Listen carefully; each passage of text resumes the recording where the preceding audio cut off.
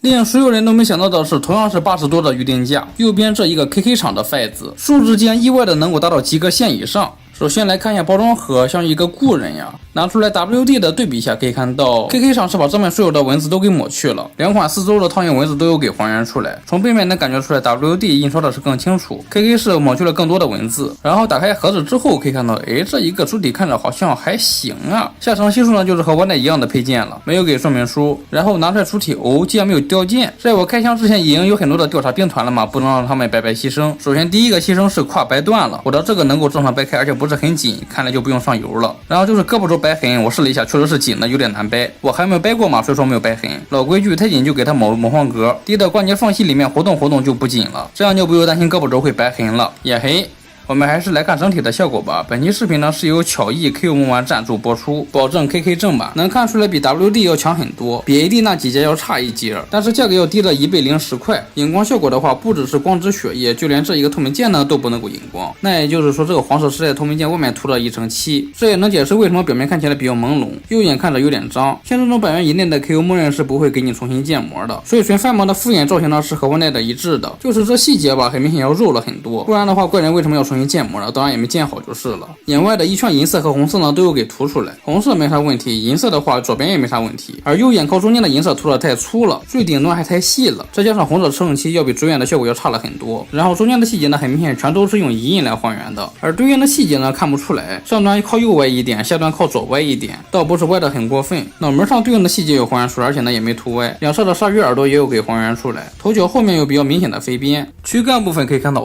这一点好啊，可以看到红色呢是涂满的，没有像 AD 一样有一个黑边，所以这里的效果呢是更还原皮套一些。不过除了这里之外，应该没有比 AD 强的地方了吧。 AD 它之所以没有涂满呢，是因为它不舍得做单独的分件。看到背后这个露出来的妆就知道 KK 呢它是完全分件还原的这一个红色。胸甲上的凹槽不知道是不是我的错觉，总感觉做的有些圆润了。看到这大范围的银色涂装就知道了，接近200和不到100的 KO 之间差距究竟在哪里？便宜的 KO 漆面涂的很应付，所以说这对外观呢产生了质的影响。你看这各种的刮蹭以及机漆颗粒啥的，那是相当的影响观感呀。背后的视线细节呢可以看到也都有还原出来，不过和眼睛中间一样是靠银印来还原的。KK 的浑身关节呢应该都是还原万代的，肩胛连接件没有像 WD 一样这么硬。这些在黑色上面打底涂的银红色呢倒是也能够看清楚，上面这一块凸起不是细节是水口，这款浑身的水口飞边蛮多了，就不多赘述了。胳膊的话可以看到胳膊肘的缝隙呢很小，也就是说这个表现还好，就是这个锁手腕呢是完全粘上的，就不能够替换加速手表了。有需要的话泡半分钟的开水强拆。腰子的材料偏硬，收的不明显，没有断层感，上面的红色线条涂的太圆滑了。腰带先来看一下手机，可以看到有各种的蹭漆还有异色，拿银色盖一下就行，倒是也好解决。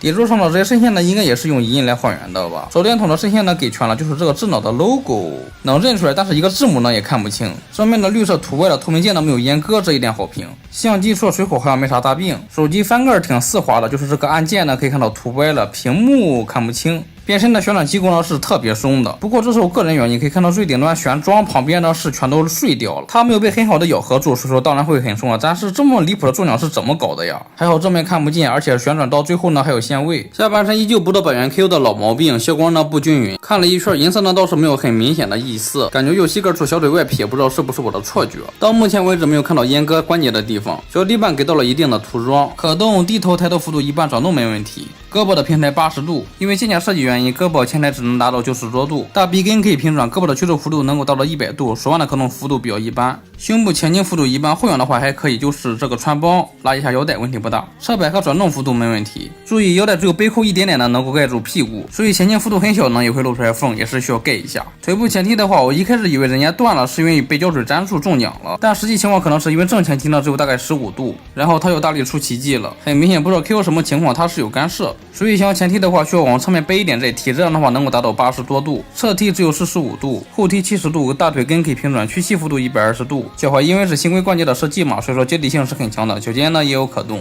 问题的话就是胳膊肘紧，刚才说过了嘛，然后就是大臂呢你轻微转几下呢它又会掉下来，腿部前踢有15度的虚位，以及前踢呢需要往侧面掰。最后就是这个腰部呢底下球员关节是偏松。配件第3次看吧就不多赘述了，就来看一下数值。首先就是手指头的粗细程度，大家可以看一下，插着芯片的脚踢头有点歪，和腰带上挂着的涂装一个问题，为啥这个绿色就非得歪呢？透明件也有给到，空相机架也有给到透明件，插上芯片的相机个头更大，所以说涂装稍微好一点。不不过这个文字呢依旧是不认识，透明键呢也有给还原出来。把手和项链的边有干涉，需要大力出奇迹才能够掰开。像模式也是做的更大，所以说效果更好，就是这个 logo 呢更抽象了。另一面呢效果也是要好了很多。